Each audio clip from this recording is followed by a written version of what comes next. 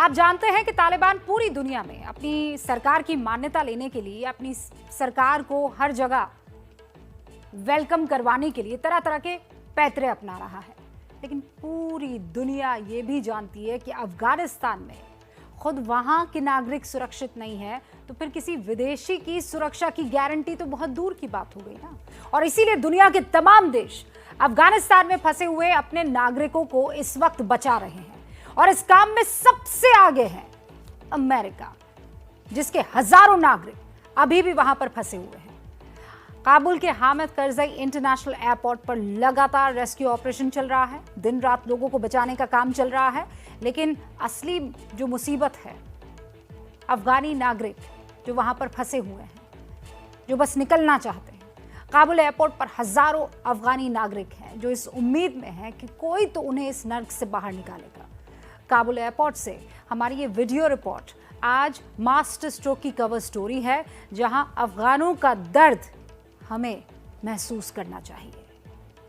ये वो एयरपोर्ट है जहां जान सबसे ज्यादा सस्ती है।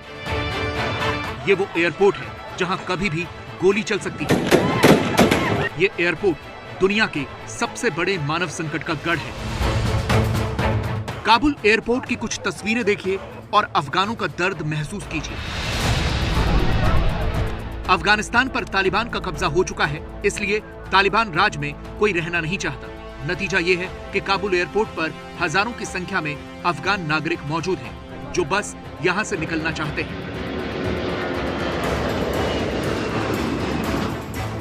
सबसे ज्यादा तकलीफ औरतों और छोटे बच्चों को उठानी पड़ रही है। इस बच्चे को देखिए, अपनी मां की गोद में सो रहा है।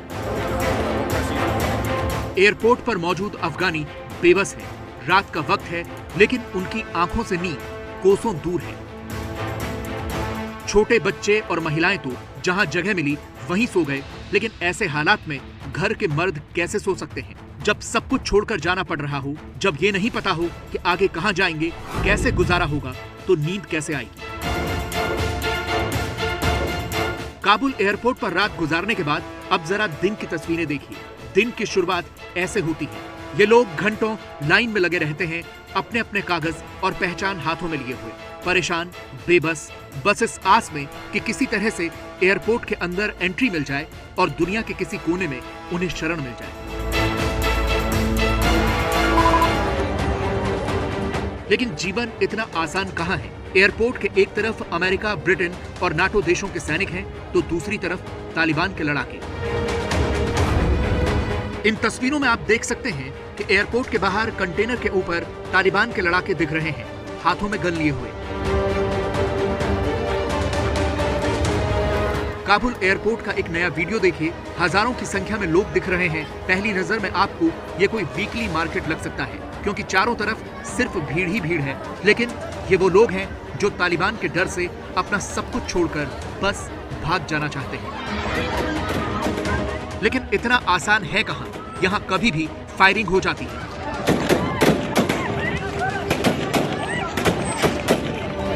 फायरिंग की आवाज सुनकर लोग अचानक से भागने लगते हैं। पता ही नहीं चल पा रहा कि फायरिंग कौन कर रहा है। इसी भगदड़ में कोई अपने बच्चों को संभाले है, तो कोई अपने परिवार से बिछड़ जाता है। ये तस्वीरें और ज्यादा डरा रही हैं। सामने अमेरिकी सेना की बख्तरबंद गाड़ियां दिख रही हैं। यहाँ भी लोग एक कोने से दूसरे कोने तक बस भागते नजर आ रहे हैं। साहब जी, आज भी खबरें आई हैं कि कुछ लोग मारे गए हैं काबुल में। कैसी आज क्या अपडेट है उस खबर पर? पिछले एक हफ्ते में देखें तो करीबन 20 लोग मारे गए हैं। ये जो लेटेस्ट कैजुअलिटी है, ये एयरपोर्ट का जो एरिया है, एयरपोर्ट के अंदर, एयरपोर्ट के प्रेमिसेस के अंदर, उसकी सराउंडिंग में ये कैजुअलिटीज भी हैं, और ये बड़ी हैं।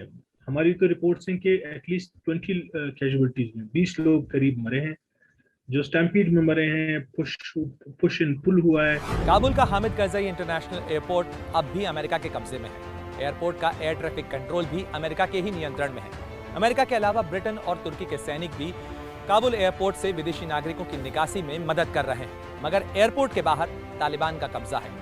तालिबान के लड़ाके और विदेशी सैनिक भीड़ को तितर-बितर करने के लिए फायरिंग कर रहे हैं। फायरिंग और लोगों की भगदड़ में अब तक एयरपोर्ट के करीब कई लोगों की जानें जा चुकी हैं। इन तस्वीरों में आप देख सकते हैं कि अमेरिका और ब्रिटेन के जवान संयुक्त रूप से एयरपोर्ट पर पेट्रोलिंग कर रहे हैं। ये तस्वीरें यूके के रक्षा मंत्रालय की तरफ से जारी की गई हैं। एयरपोर्ट पर दोनों देशों की सेनाएं मिलजुल कर काम कर रही हैं और ये सुनिश्चित कर रही हैं कि जल्द से जल्द अफगानिस्तान से विदेशियों की रवानगी हो, साथ ही जो शरणार्थी जाना चाहते हैं वो भी निकले।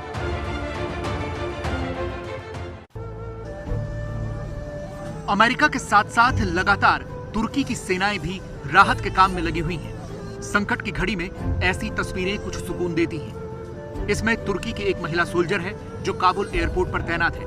वीडियो में वो एक छोटे से बच्चे को चुप करा रही है। ये बच्चा सिर्फ कुछ महीने का है। ये महिला सैनिक उसे अपने गले से लगा रही है। बच्चे को बाद में उसके पिता के हवाले किया जाता है।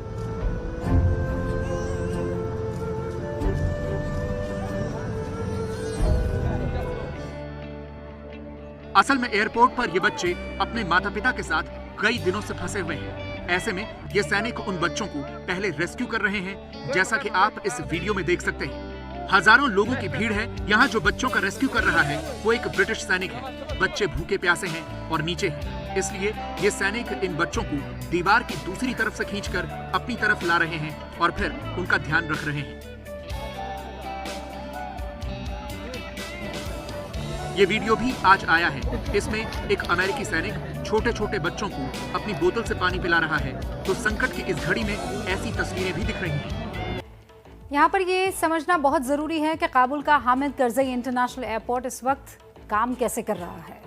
आप भी ये सोच रहे होंगे, आपको कुछ बातें समझनी होगी। जैसे ये जान लीजिए कि एयरपोर्ट के अंदर का सारा मैनेजमेंट अमेरिकी और टर्की की सेनाओं ने संभाला हुआ है। यानी पूरा फ्लाइट ऑपरेशन से लेकर लैंडिंग, टेक ऑफ अमेरिका संभाल रहा है। एयर ट्रैफिक कंट्रोल यानी ATC पूरी तरह से अमेरिका के अंडर है, जबकि एयरपोर्ट के आसपास की जो जिम्मेदारी है वो तालिबान संभाल रहा है। तालिबान भीड़ को मैनेज करने की कोशिश कर रहा है। भीड़ हटाने के लिए फायरिंग भी हो रही है, जिसमें लोग भी मारे जा रहे हैं।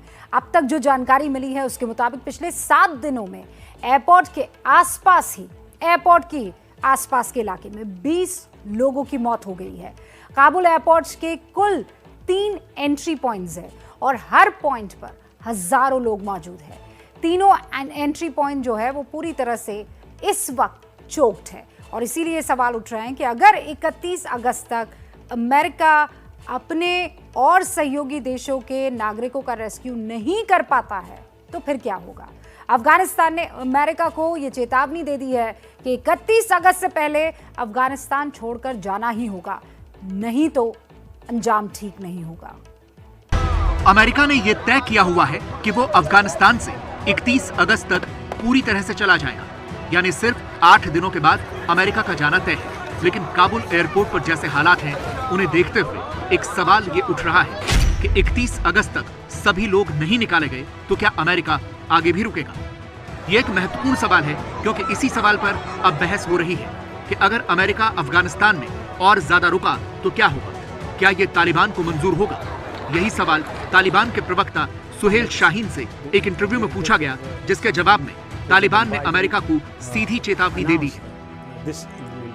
असल में काबुल एयरपोर्ट पर जिस तरह की भीड़ है उसे देखकर लग रहा है कि इस ऑपरेशन के पूरा होने में अभी काफी वक्त लगेगा, क्योंकि अफगानिस्तान में अमेरिका के कई नागरिक मौजूद हैं। अमेरिका के मित्र देशों के नागरिक भी हैं, जिन्हें निकालना अमेरिका अपनी प्राथमिकता पहले ही बता चुका है।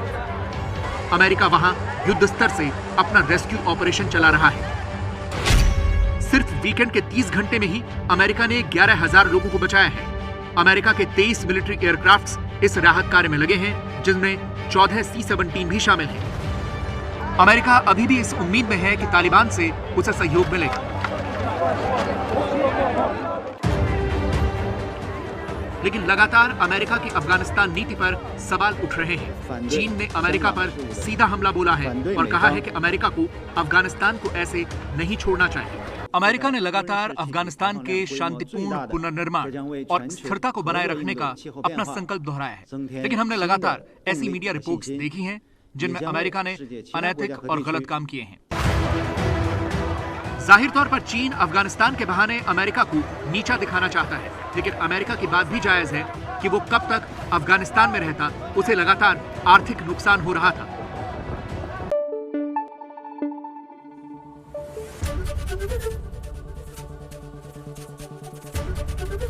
एबीपी न्यूज आपको रखे आगे।